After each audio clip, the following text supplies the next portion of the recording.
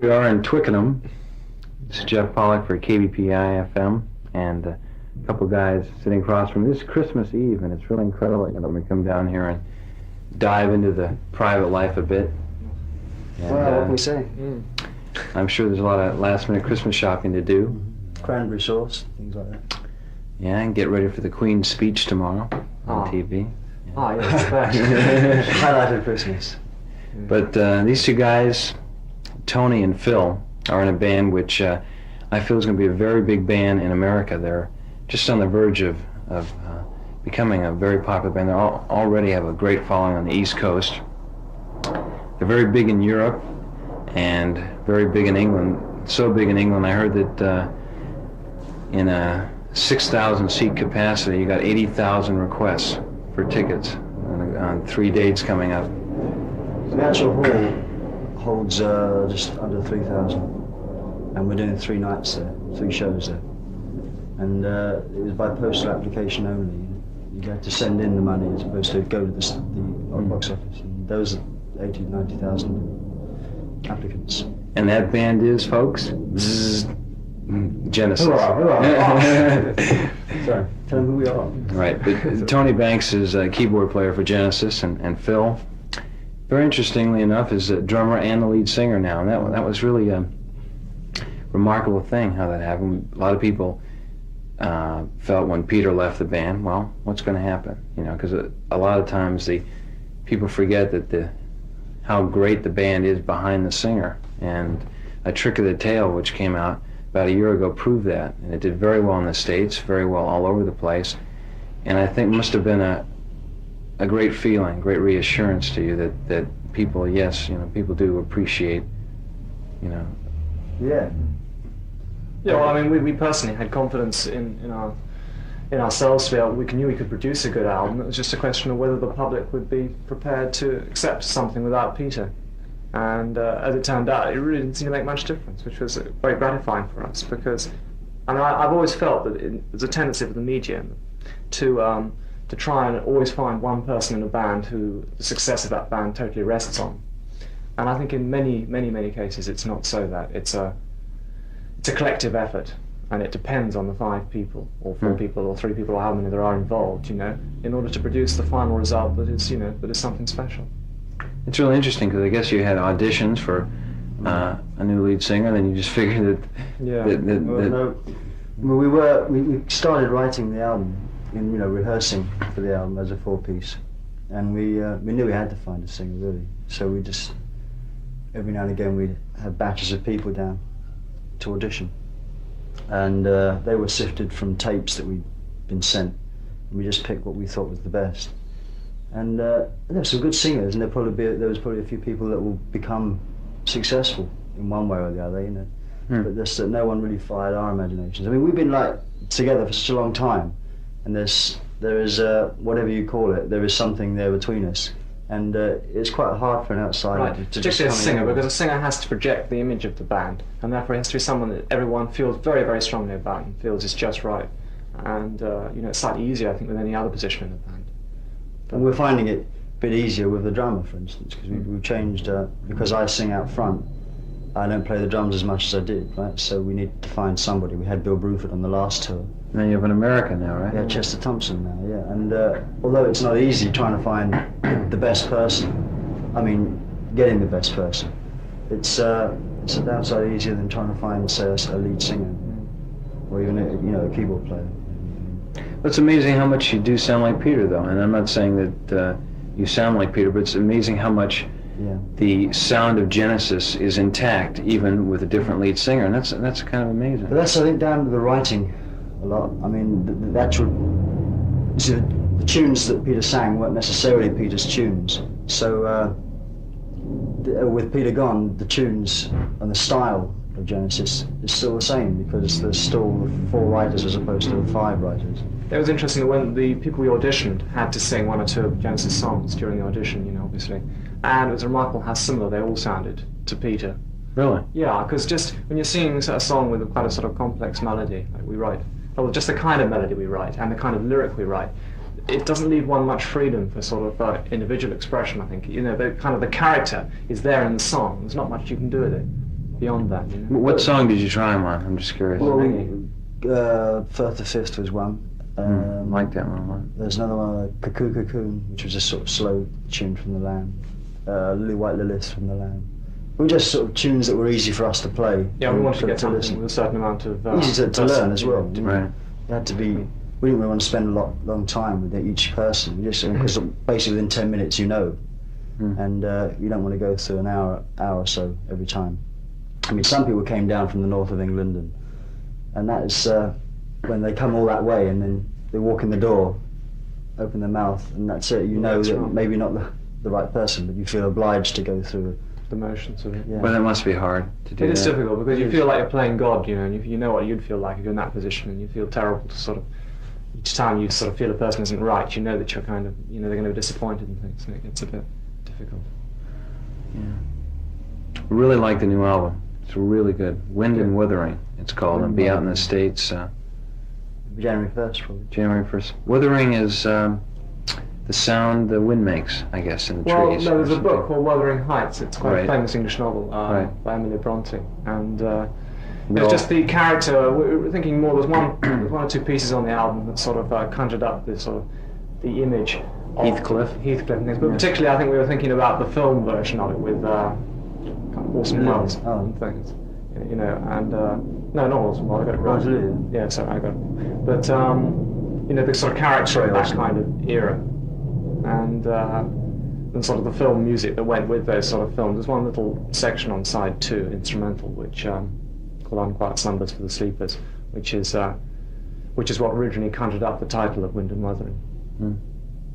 It's a nice mood. You know? Nice name. It's more complex than Trick of the Tail, at least to But it's more by luck maybe than design. I mean, we don't really consciously go in to rehearse an album or write an album with anything particular in mind. I mean, Trick of the Tail was very much had a lot of singing on it, which for a band that just lost its singer was quite a strange move to make. We could have made quite a strong instrumentally based album, but it just didn't turn out that way. The material that was around at the time was, in fact, you know, quite lyrical. Yeah.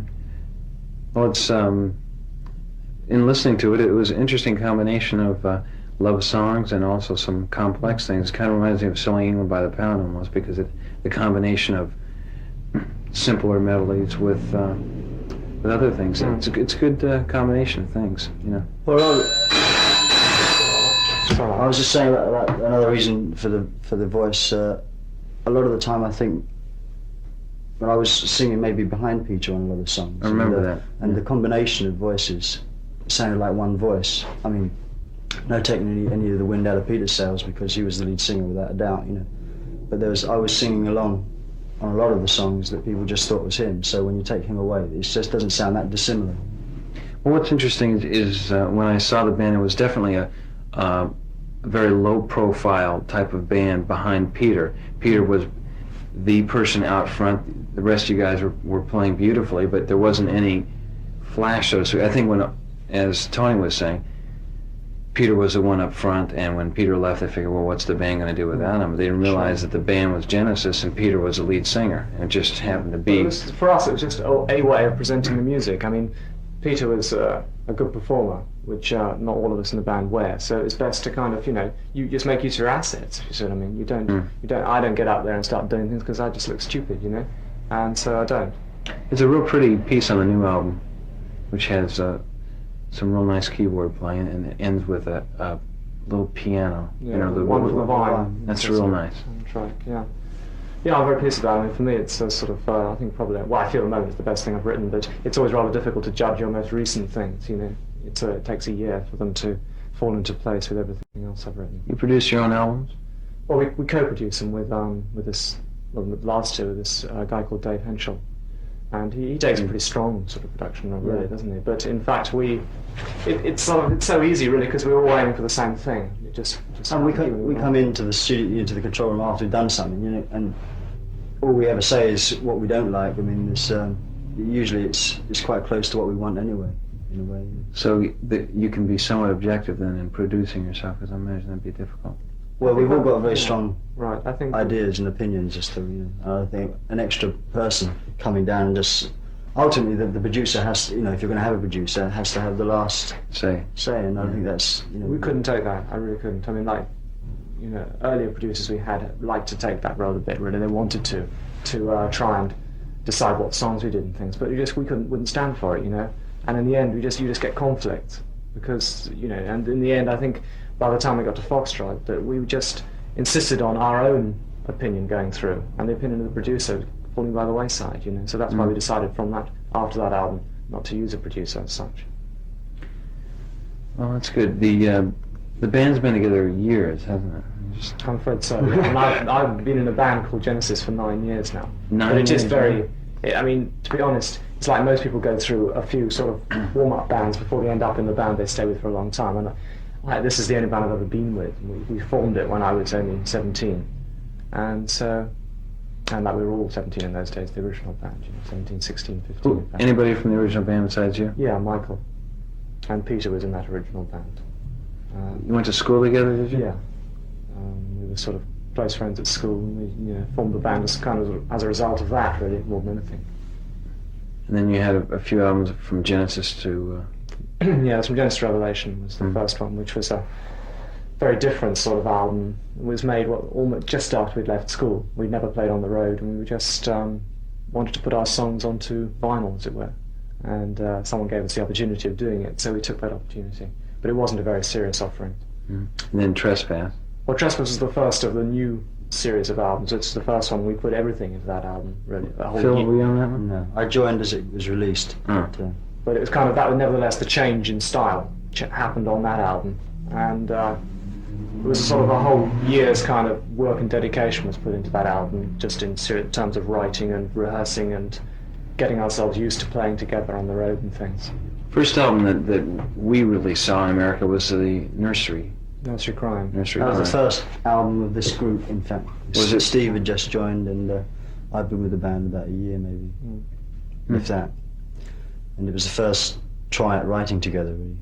It was the first time that I had heard a little bit of talk about Genesis in the States, anyway. People said... Peter was beginning to do some things visually at that point, and it was, Peter's visual side of things did help get the band across to other people. Yeah, I think it's what got us, it gave something for the music papers to write about and things, and therefore we got a bit of publicity out of it, and therefore that's why it got a bit overblown, I think. How did Foxtrot do over here? Pretty well? In England, yes, it was the first That to make the... Right, I mean, all our albums have escalated. I mean, they're snowballed, rather. Because we've always one of the old breed of bands that played the clubs and got the fans, and then played bigger clubs and got more people, rather than just going wham at the top. We've really established a groundwork. Yeah, you sure have. And so consequently, all the albums started to sell more as each one went on. And Foxtrot was the first one. He went straight in the charts here at number 9, I think, and that was the first time that. Then you had a live album. Yeah. And that helped us. I mean, again, that sort of broadened our appeal a bit in some of the European countries. It was reasonably successful in Germany and things, and it kind of, each album's kind of had its country. I mean, Nursery Crime, in fact, was the one to break us in Italy, and Trespass, I think, broke us in Belgium. Each album sort of Interesting. breaks us like that. It's just a curious thing, that. I don't know why. Probably the most important album, though, I don't know if you agree with me, is Selling England by the Pound, because at least in America, Yeah, it's first American album. I think you got a hit single in Britain, in fact. Yes, we did. I Know What I Like. Actually, the live album was released to bridge us over between writing Foxtrot and Selling England, because we took quite a long time for some reason. We were touring a lot, maybe. Well, Selling Them by the Pound. Yes, I think Selling It was also a very difficult album to write for us. I think it was went through quite a bad period in between that. I mean, I didn't think it was I don't know. I mean, for me, that's not one of my favourite albums, because I think of all the sort of hardships we had when we were trying to write it and record it, and I hated that album when we finished it, We had so many arguments about what we were going to have on it and things. That's funny, because you meet so many people who have done a crucial album in their career, and they don't like it. Or Sure. they don't feel that they're one of their strongest albums, and yet fans-wise, I bet you meet a lot of people who are into Genesis who But think so many it's people, one of I your think- best albums. That's true. They don't necessarily like the band for what the band thinks it's best at. I mean, a lot of people like the heavier side of us. To be honest, people like, I know when I say I like it now, I say I like it really for the best track on it. And I think Selling England's sort of best tracks are very good, for me I think they're great. But I think it has one of, perhaps, it's the consistency is the weakest of all our albums. I think a couple of songs on it are really not up to scratch, you know, for me. The Battle of Epping Forest is an example, which is a song that we loved it when we were writing it, and I think it's got a lot of great bits in it, but it just doesn't hang together. There's too much going on. And, you know, a song like that can kind of put one off an album a bit. Love the end of that, though. Yeah, there's lots of nice bits in it, you know. What does he say? No one survived, or something. They It's tossed good a coin. story, What, they isn't it? tossed a coin, and That's right. Yeah. that's real good. But there's, it was just one of those problem songs. You know, I mean, it had a lot of good ideas, and lyrically it was a great idea. But there was just a lot of a big Disjointed. story. We to worked move. on it too hard, actually. It's one of those songs that got over-arranged and over-composed. So it ended up fragmented then? Yeah, it just ended up a bit too bitty for me. But a lot of people like that, because they don't mind sort of schizophrenic thing. They sort of sit there and kind of doing this all the time, and they think, great, you know, I like that. Yeah. And But nevertheless, in America, it was a really important album for you. It took you from a kind of a outside band to having a band with a good following in several areas of the country. I know. It's quite traditional as well in some parts. I mean, some of the music. There's the Battle of Epping Forest being a typically, you know, East End story, London story, must have appealed to Americans, as did some of the sort of folkier Moonlit Night, Dancing with the Moonlit Night. I mean, there's. It seemed to be a good, even down to the title, a good way of getting the band off in America. You know? It was really successful. And then The Lamb Lies Down in Broadway, which was a curious album for the States, because it seemed, being a 2-record set, musically very good, but seemed very, very complex. And yeah, I think we were all a little. But the band was going through weird times during the making of that album. I mean, Peter sort of left in the middle of it and things, you know, so it was all a bit strange. And there was a slight amount of conflict as to whether we used that story or not, you know. And in the end, we decided to just kind of to keep the peace. And I mean, I would have preferred a simpler plot, and one which the whole band was involved in rather more, because the maybe a single lyrically, album. What? Maybe a No, I think a double album was fine. It had so much material, and we were really pleased with it. You know, I don't mind the fact it was a double album, and that was great. But it's just that I don't know, the plot is too complex. I think it doesn't. I mean, it doesn't really. It doesn't wind up at all. You know, the story's very difficult to follow, I think. But it has lots of nice moments on it. It's one of my favourite albums as a whole. Carpet Crawlers is really nice. Yeah, we're still doing that. Oh yeah. Yeah, that's one of the songs that seems to have got better with age. You know. Yeah, but it's a nice album. I just thought that it perhaps was kind of it left a lot of people wondering what exactly it was all about. Well, I mean, in terms of our growth in America, it put us, you know, a bit of a ground to a halt a little bit. I mean, in retrospect, it's turned out to be one of our biggest selling albums, but it's just at the time. Really? Yeah, it is on a par with any of the others, really. It's just. Even considering it's a double, you know. It sold Coming at the time it did, a double album was a bit of a suicide. Yeah, you know. economically, yeah. Yes, that was the. I mean, the Americans didn't like it. The record company said that we were fools to release a thing, you know, with a double album, just because it, you know, costs more and everything, and people aren't ready for it yet. We're shipping half as many copies. This is a double album, you know, all that kind of stuff. Which is great. Yeah, so then Peter left. What was that mutual, or I mean? Well, actually, no. He left in the middle of it, writing it, because he'd been offered to do some film work with William Friedkin, right? Some score, some screenplay, actually, wasn't it? Who did The Exorcist, right? Yeah. And The French Connection. And that obviously appealed to him, so he left for about a week and then came back. And we were carrying on because we were all quite happy. Then we finished the album. Everything was quite rosy. We did about 7 months touring with that album. We played it about nearly 100 times on the road in different places. And during that time, Peter started talking about leaving. And by the time the end of the tour came, we'd all acclimatised ourselves to the fact that he was leaving. Everything was quite happy. You know, there's no animosity between us at all. Still good friends, right? Oh yeah. Good. And so by the time the news got out, which was like well into the rehearsals for Trick of the Tail, we'd already we'd lived with it for about a year nearly. So it came as no surprise. Yeah. What's the basic reason why Peter left? Just Too many reasons. There's so many reasons, and a lot of them seem to be rather irrelevant now because he's back in the business. So one reason he did want to get out of the business, you know, he didn't like the kind of the competitive aspects of it and the financial sort of thing about it. But I think more than anything, I think he felt a bit cramped in a group where the writing was collective, and you know, and everyone is sort of likes to take part in every aspect of it. And I think Peter was getting to the stage where he didn't like singing other people's lyrics and things. He wanted to do his own lyrics and stuff like that. And I know that was a problem with him, but it was only one of many reasons that he left.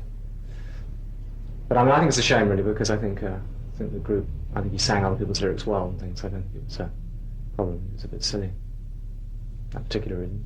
You know, I quite honestly, I don't think many people miss him.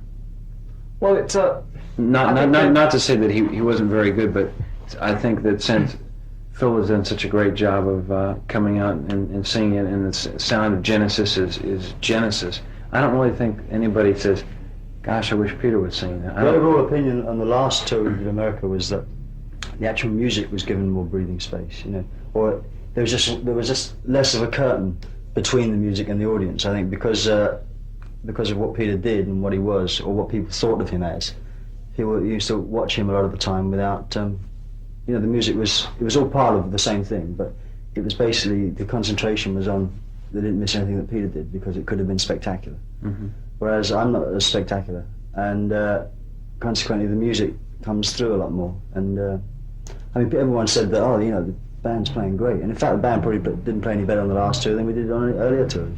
Yes. It's I heard it was a very good tour. it's our best. It's certainly our best, most consistent tour. You had sort of very few down nights, which is good. Well, as I said before, I think you're really on the verge. There's not too many bands with how the business is structured. I've been talking to a couple other guys about this week. It seems that it's real difficult for a band like Genesis to be playing the pubs and then a medium-sized hall. So. Well, that's what we did in America when we first started playing. After that initial New York gig, we had to. By that time, our stage presentation over here was getting elaborate, because we were quite successful over here, but an unknown quantity over there. So we went into America with all our paraphernalia, all the staging and everything. So we couldn't play on a double bill with the band, because we couldn't support the band because they didn't want the aggravation of so much equipment. So we ended up playing like 3,000 or 4,000 seater halls, maybe the half full, maybe some nights or some places were full. But we had to start from that point. Right. And difficult way to start. It's easier to start by building from. Well, the easiest way to start in the States, I suppose, is supporting a big act. We didn't really want to do that. A and B, they wouldn't do it because of, as he says, because of the paraphernalia we had with us. Yeah. Well, when I think of bands on the verge of getting a lot of attention in America, I honestly can't think of very many. I think of Genesis. I think of. I just don't think of many bands because of the way, I guess, things are structured now. It's very difficult for a new band to make. Bands breaking through now, I'd say, in England at the moment. And since you have 8 or 9 albums behind you, and people trust us, I think that's one of the reasons why do we do well here, because we've come up to periods. I think we're doing the same thing in America in a slightly different way. But people know that they're going to see a good show, and they know they're going to hear a good album. For some reason, the press is kinder to you here than most British bands. What in England? It seems to be. It's strange. I don't know that I necessarily agree with that. I'd say that apart from 1 or 2 people in the press who like us a lot, I think it's Chris Watch and Barbara Sharon and people who are involved in it. I think that it's considered a little sort of unhip to like Genesis. I get this impression from people in the music papers. It's this kind of. It's a strange group, Genesis, because it's a musical and quite complex group. And I think in England, words like concept album are very dirty words now, and the whole thing, you should be going down to sort of very basic stuff, techno-rock stuff. It's a weird thing. I think it's an unnecessary sort of, it's a backlash, if you like, against the kind of music that was brought in by groups of our kind. See, we're quite.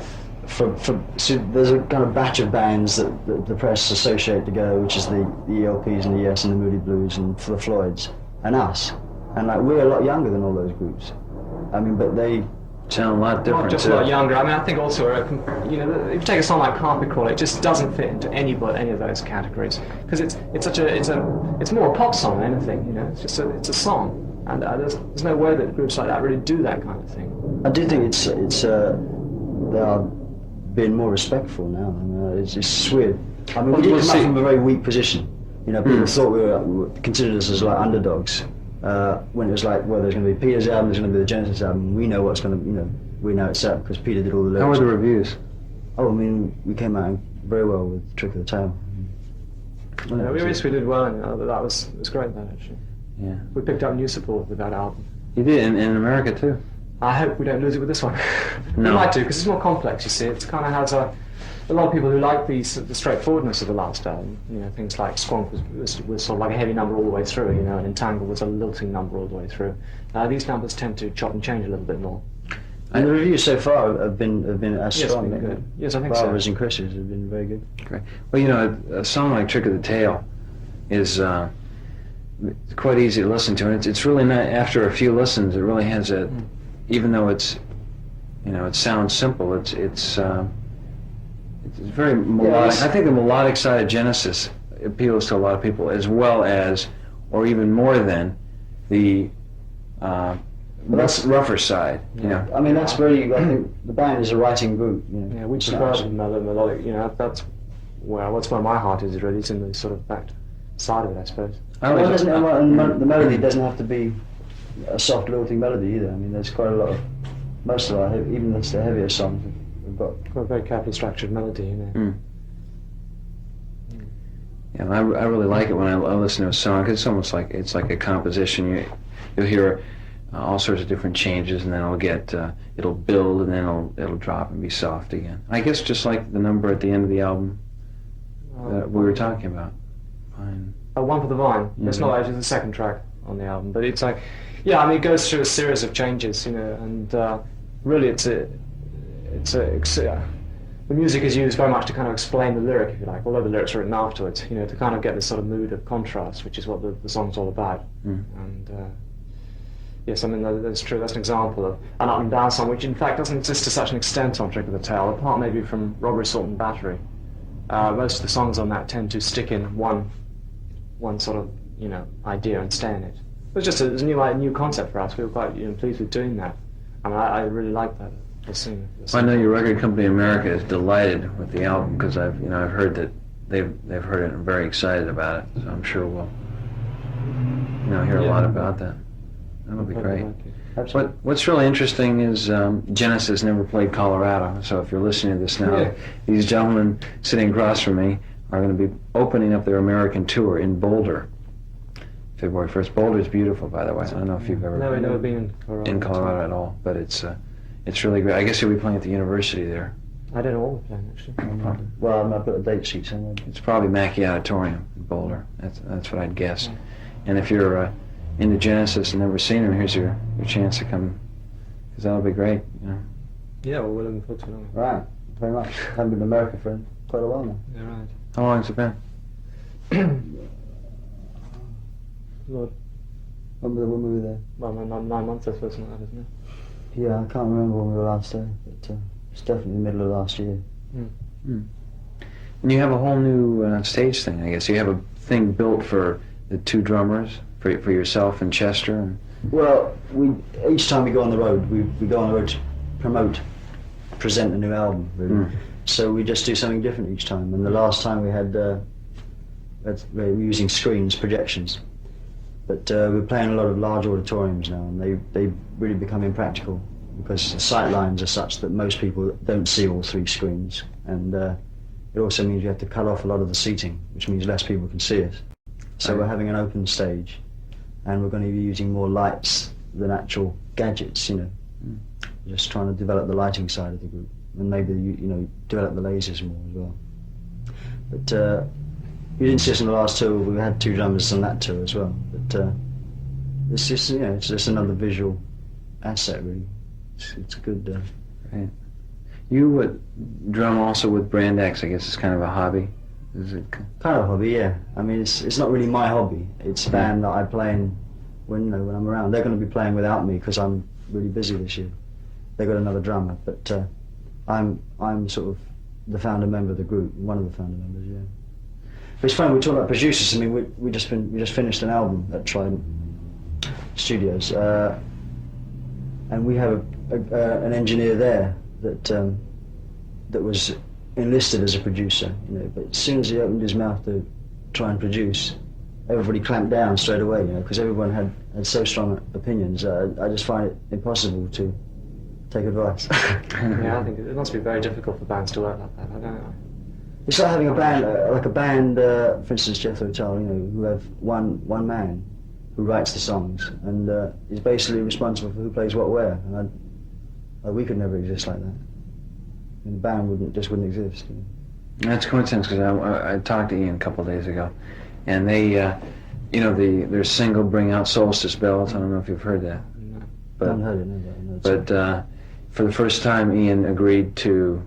I guess it's the first time he agreed to go out and have somebody else give a go at producing it. Mike Batt of Womble's fame did did it, and they said they had a great time, and it just turned out awful. So they used the original. But yes. Yeah. Those things are okay for one-off things. English comedian. What's his name? Charlie Drake. Charlie Drake.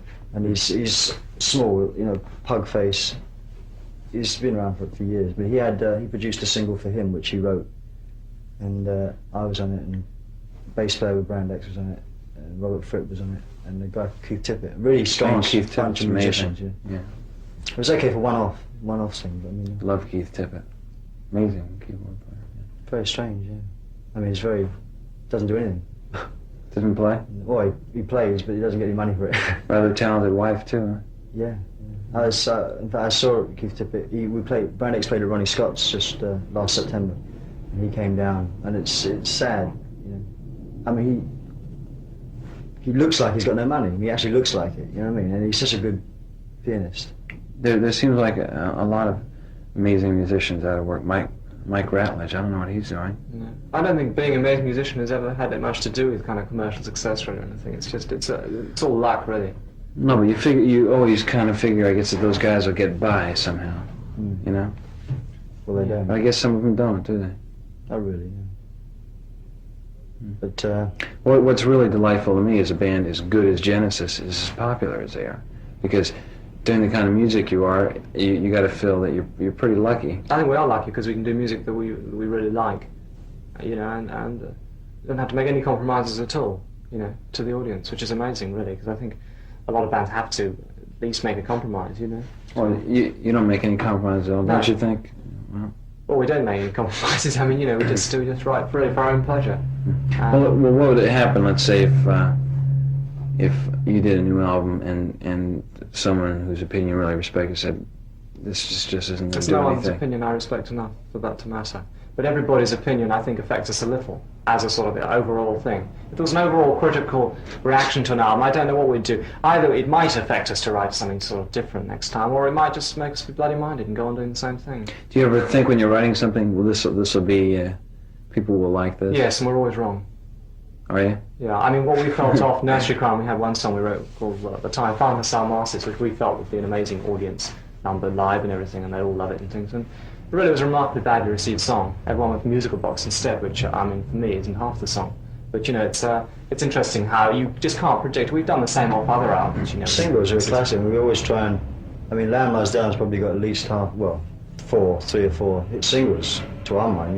They songs that we've lived with, Like Carpet Crawlers, I think is an incredibly strong song, right? Mm-hmm. But you hear it once, and it might not hit anybody. Really, I mean, we lived with it, and so you think, wow, when people hear this 3 or 4 times, they'll love it. But amazing that I Know What I Like was a hit. Yeah, well, that's got that chorus that I suppose, it's very simple, and I think that's... But even given the way English radio is, I'd say, hearing I Know What I Like on the radio over here, I'd be very curious. We've got some songs that we didn't put on the album, 3 songs in fact, which are going to be released over here as a sort of maxi single. And probably, hopefully in America, at least one of it or 2 of them will come out. It would be real interesting to maybe just send them to radio stations as sort of an added bonus. That's what Atlantic will... They're heading. They like the single on the album. They like. They're probably going to edit Your Own Special Way. That's really nice. Yeah, they got quite excited. That's the ballad on side 1, isn't it? Yeah, it's very pretty. So it's love songs. Yeah. One of our rare love songs, really. Although a lot of our tunes are romantic.